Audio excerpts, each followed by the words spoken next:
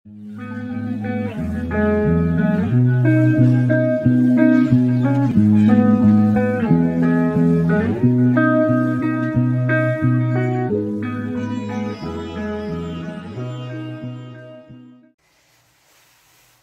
bonjour à toutes et à tous, j'espère que vous allez très bien. Je suis ravie de vous retrouver pour cette nouvelle vidéo où nous allons parler des énergies qui vont peut-être accompagner certaines et certains d'entre vous durant ce mois de septembre 2022. J'espère que vous allez tous très bien, tous et toutes. Merci beaucoup pour votre présence et pour certains aussi pour votre fidélité du fond du cœur. Alors, on va voir un petit peu le tirage. Il y avait pas mal de cartes qui sortaient. Donc ici, il y en a deux et ici aussi. Au niveau des arcanes majeures, tout d'abord, vous n'en avez pas tant que ça. Vous avez le pendu qui était venu, je vous le rappelle, lors du tirage semestriel, qui était l'énergie qui vous accompagnait sur ce mois de septembre. Ensuite, vous avez la justice dans ce qui vous amène vers ce mois. Et c'est tout. En arcane majeure, c'est tout. Il y a pas mal de bâtons. Bâton. On est dans l'action, on est dans des choses qui vous prennent un petit peu aux tripes, hein, parce que quand on parle des bâtons, on parle de tout ce qui est lié à la passion, à ce qui est stimulant, ce qui est motivant, ce qui nous tient un petit peu en haleine. Pour diverses raisons, c'est pas toujours des choses passionnantes absolument dans la réalisation, mais en tout cas, quand on parle des bâtons, c'est vraiment quelque chose qui est porteur et qui stimule une grande énergie et un grand dynamisme dans les actions qui peuvent être posées. Vous avez des coupes, des épées et des deniers, donc tous les arcanes, enfin tous les éléments, on va dire, des arcanes mineurs sont représentés dans ce tirage. C'est quand même assez équilibré. Vous avez des énergies fortes, hein. Il y a quelque chose qui est peut-être un peu pesant pour vous sur ce mois de septembre. On va démarrer avec le pendu, qui est donc l'énergie qui peut vous accompagner durant ce mois. Le pendu, c'est une énergie, alors souvent on dit que c'est une énergie de stagnation, et je ne suis pas forcément d'accord avec ça. C'est une énergie qui est plutôt en attente de devenir quelque chose. C'est toujours un moment qui est suspendu, soit par votre volonté, soit par une volonté extérieure à vous, c'est-à-dire que ça peut être circonstanciel, ça peut être événementiel, ça peut être relationnel. Il peut s'agir, si vous voulez, de situations dans lesquelles vous pouvez avoir l'impression de ne pas pouvoir agir, de ne pas pouvoir intervenir, de ne pas pouvoir parler. Mais c'est surtout un temps qui vous permet de regarder les choses et d'appréhender les choses un petit peu différemment. C'est-à-dire qu'en septembre, l'énergie, l'invitation que vous fait la vie, peut-être, c'est effectivement de prendre le temps de considérer les choses sous un autre angle, dans la mesure où vous ne pouvez pas forcément intervenir à l'endroit où vous souhaiteriez pouvoir le faire. C'est aussi une énergie de maturation. C'est-à-dire que l'on se rend compte, avec cette énergie du pendu, on se rend compte que ce que l'on croyait, que ce qui nous chagrinait ou que ce qui nous faisait rêver, finalement, ce n'est pas forcément ce que l'on pense profondément. Et que parfois, il suffit simplement de se positionner d'une nouvelle façon, une façon à laquelle on n'avait pas forcément pensé jusque-là, pour que les choses puissent évoluer et aller vers une différence de situation.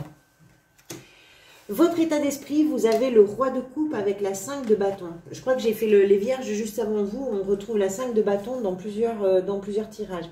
Vous avez la 3, la 4 et la 5. On a quelque chose de très logique, hein, dans les évolutions pour vous au niveau des énergies du mois de septembre. Le roi de coupe, tout d'abord, c'est quoi? Alors les coupes, c'est l'élément qui est associé aux émotions. Les rois, vous en avez deux. On est dans une étape de maturité. Le roi de coupe, c'est une grande maturité émotionnelle. Ça veut dire quoi? Ça veut dire que c'est quelqu'un qui est tout à fait capable de traverser des situations qui peuvent être houleuses et qui peuvent être délicates, qui peuvent être agitées. Parce qu'ici, il est quand même accompagné de la 5 de bâton où on voit qu'il y a une grande agitation. Qui plus est, le chiffre 5 est associé à une instabilité assez fertile, on va dire, et assez vive. Ce roi représente justement la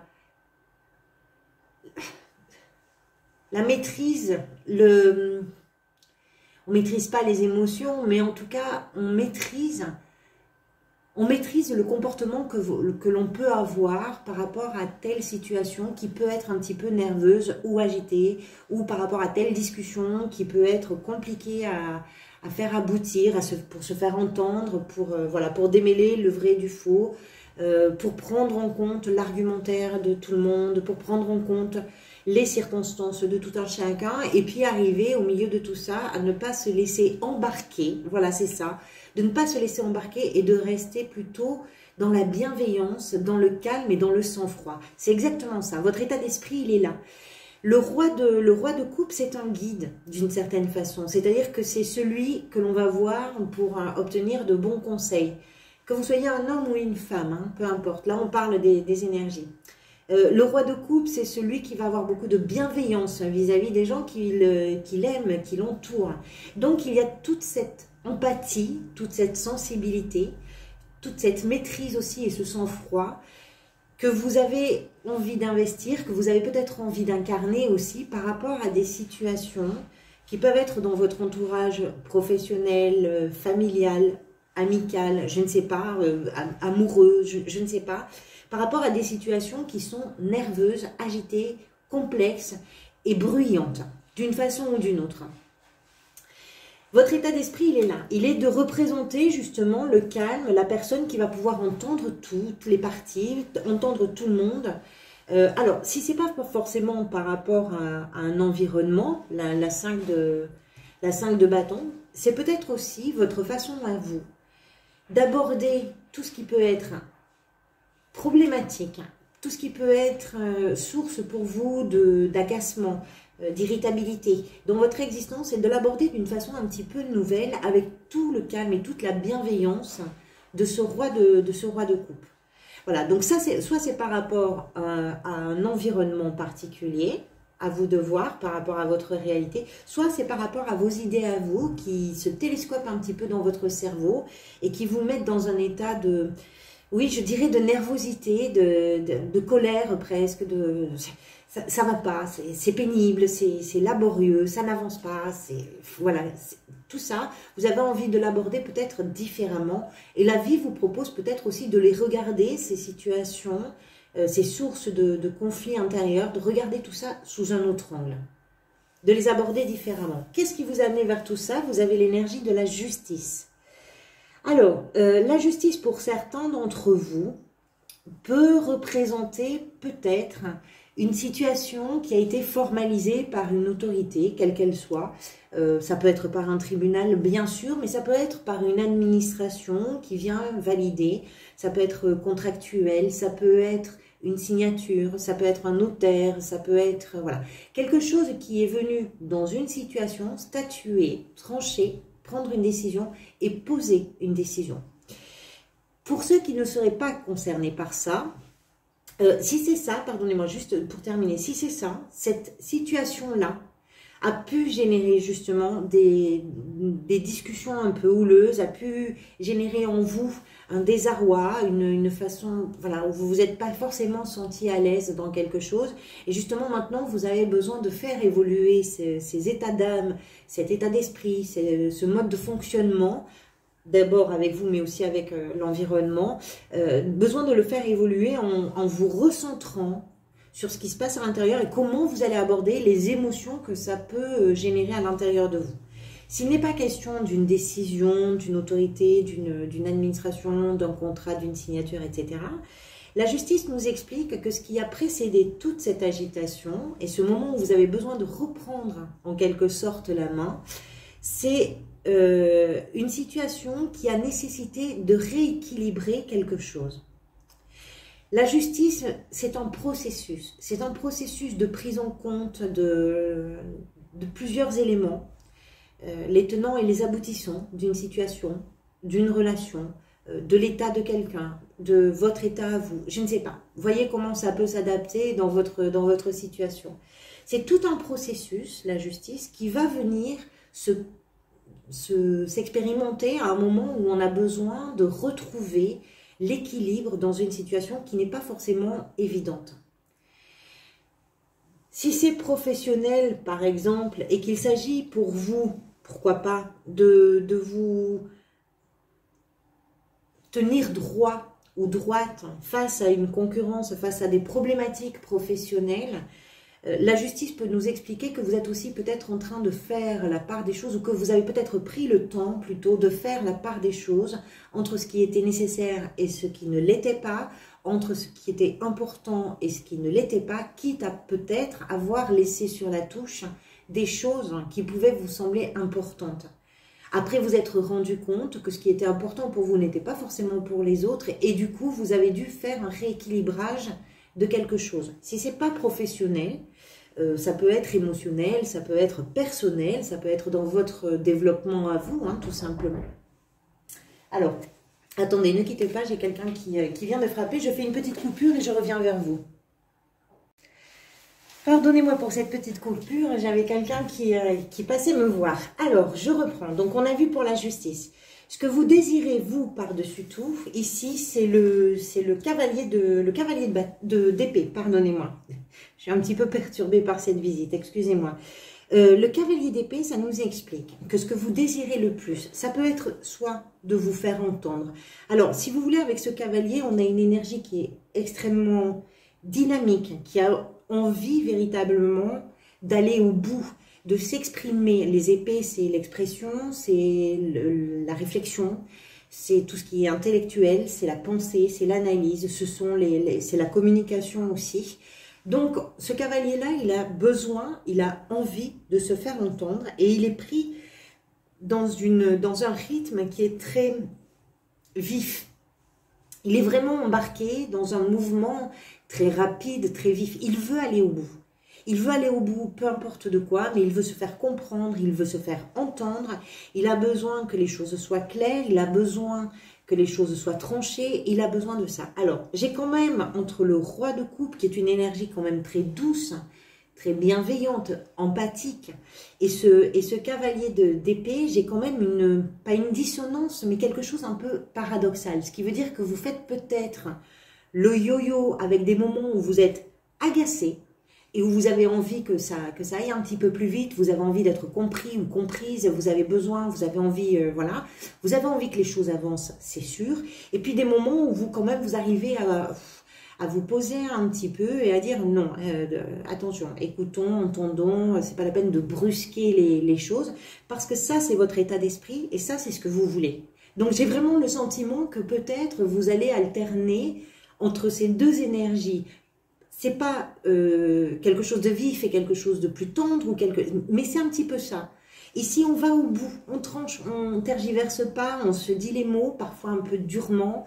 C'est un cavalier, donc il n'a pas encore l'expérience et la maîtrise d'un roi. Parfois, il est plein de maladresse, le cavalier. D'autant plus maladroit que quand on a envie d'aller vite, quand on a envie de se faire entendre et comprendre et qu'on manque un petit peu soit de recul, soit d'expérience, peut-être aussi ce que vous permet de trouver le pendu, hein. Mais vous avez cette envie que les choses avancent. Vous avez envie que les choses bougent, et ce, quel que soit le domaine qui pour vous va être le sujet principal, on va dire, de cette vidéo ou de cette lecture. Ce qui va venir vous aider comme énergie, c'est la 10 de bâton.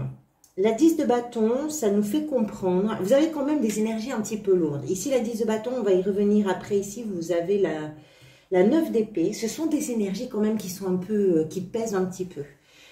La 10 de bâton, c'est tout ce que vous avez assumé en termes de responsabilité, en termes de devoirs, de contraintes, d'obligations, tout ce que vous avez pris en charge, tout ce que vous avez voulu porter à bout de bras, tout seul, toute seule, jusqu'au bout. C'est peut-être aussi pour ça que vous avez envie que les choses finalement avancent, quel que soit le domaine concerné, encore une fois.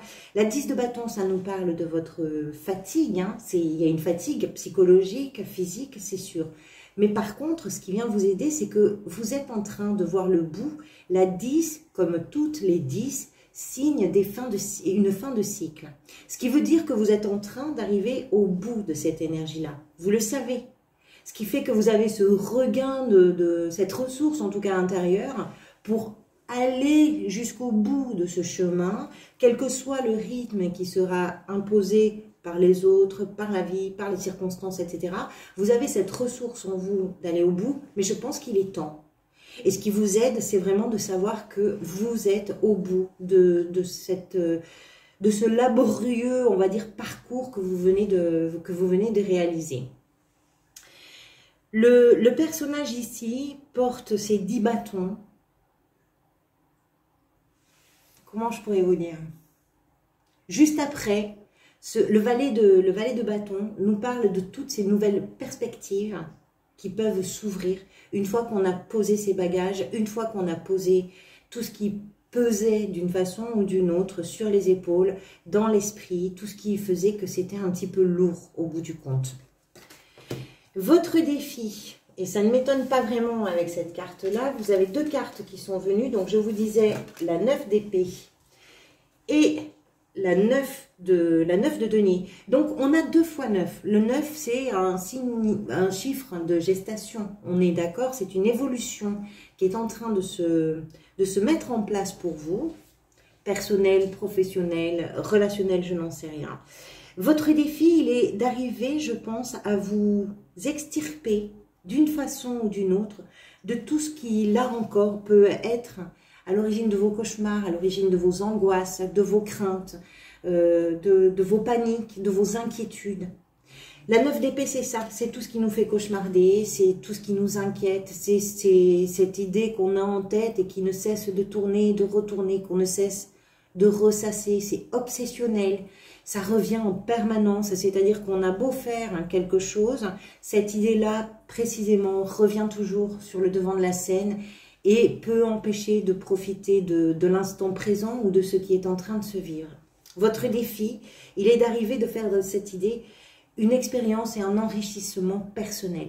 La 9 de denier nous parle d'autonomie et d'indépendance. Votre défi, il est là, il est de vous libérer de cette ou de ces idées qui sont un petit peu obsédantes et qui sont lourdes, compliquées et difficiles à éprouver. C'est très éprouvant ça comme énergie, c'est énergivore, complètement. Le défi, il est donc de s'en débarrasser. Et au lieu de le subir, c'est d'en faire un enrichissement personnel, d'en faire une expérience dans votre livre d'or. C'est d'arriver au bout de ce chemin-là.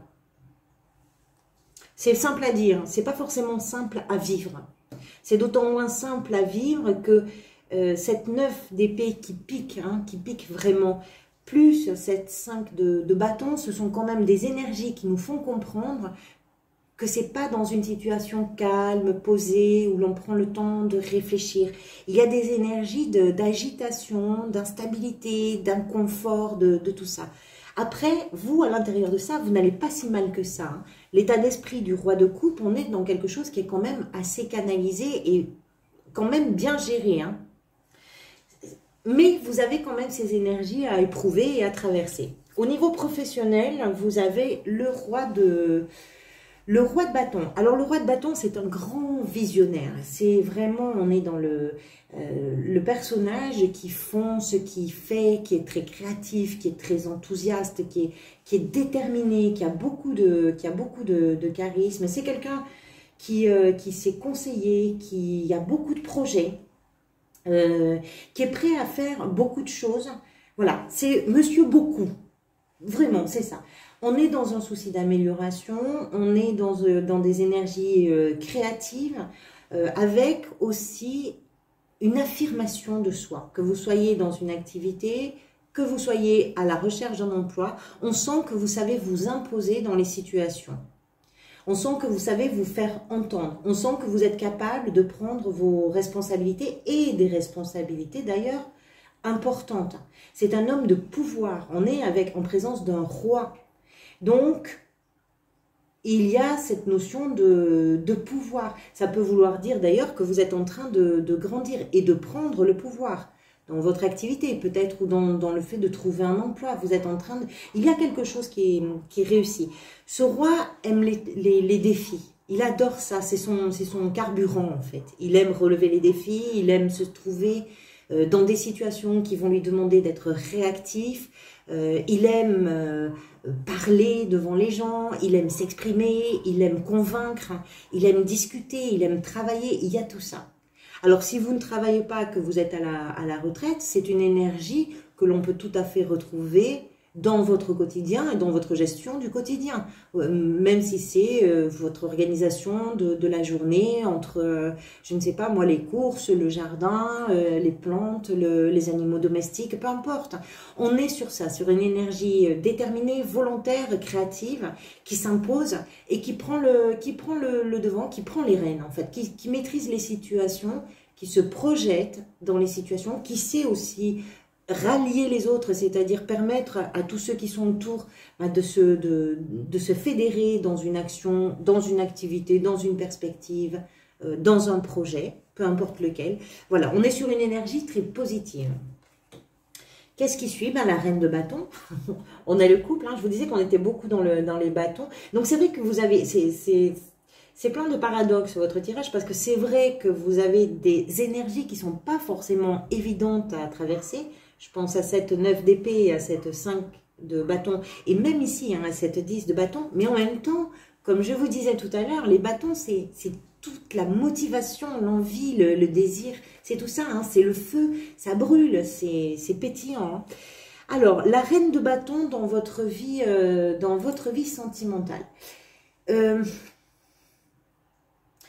Un peu comme le roi de bâton, cette reine, c'est quelqu'un qui sait communiquer, qui sait charmer son monde. C'est quelqu'un qui va à la rencontre des autres. Les deux personnages sont vraiment très à l'aise dans la relation à l'autre, dans la rencontre, dans les échanges, dans le partage. C'est une reine qui a beaucoup confiance. Et comme toutes les reines, je dirais qu'elle a aussi un souci qui a toujours une bienveillance, un regard bienveillant sur pour les gens qu'elle aime. Alors, si vous êtes en couple, peut-être que cette reine vient parler de votre façon ou de la façon que pourrait avoir votre partenaire, parce que ça peut être un partenaire ou une partenaire qui est représentée. Avec les bâtons, on est sur des signes de feu. C'est-à-dire les béliers, les lions ou les sagittaires. Donc ça peut être effectivement un ou une partenaire pour certains d'entre vous. Que ce soit vous, que ce soit un ou une partenaire, de toute façon, c'est une énergie qui va venir rallumer la flamme, qui va venir mettre un petit peu de piment. La relation, elle peut être très solide, hein, elle est vraiment basée sur la confiance, elle est basée sur... il y a une grande compréhension et une grande connaissance de l'autre. On est vraiment sur quelque chose voilà, de solide, de fiable, etc. C'est un dialogue qui va permettre de solidifier quelque chose, qui va permettre de projeter une longévité à la relation. C'est possible. Si vous êtes célibataire, c'est effectivement une énergie de rencontre. Après, c'est quelque chose qu'on peut effectivement retrouver dans vos relations amicales. Hein. C'est tout à fait possible. On est dans la passion, on est dans l'intérêt que l'on va porter à l'autre. On est dans l'authenticité aussi de ce que l'on a échangé, de ce que l'on a partagé avec les gens que l'on aime. Donc, entre le roi et la reine, deux très très belles énergies. Comment vous vous sentez au milieu de toutes ces énergies-là durant ce mois de septembre? Vous avez la 3 de bâton et la 7 de denier qui sont venus. Alors la 3 de bâton, ça nous explique que vous êtes en train de voir plus loin que les apparences, que vous êtes en train de... Tout ce que vous vivez, c'est pas comme si vous aviez une distance hein, par rapport à ça. Mais c'est simplement que vous prenez un recul et que vous essayez peut-être d'estimer où est-ce que tout ça va pouvoir vous mener.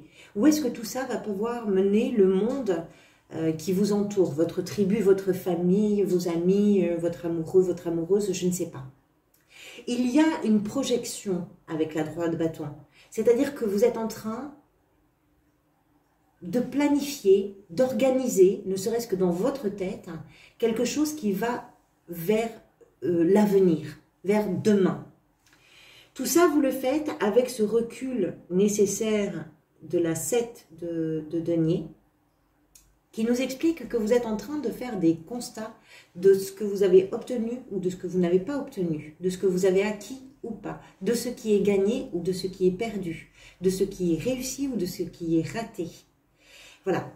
Avec aussi, je pense, hein, parce que quand on est sur une carte de bilan comme la 7 de denier, ça peut représenter bien sûr un bilan professionnel, un bilan financier, ça peut représenter aussi un bilan personnel.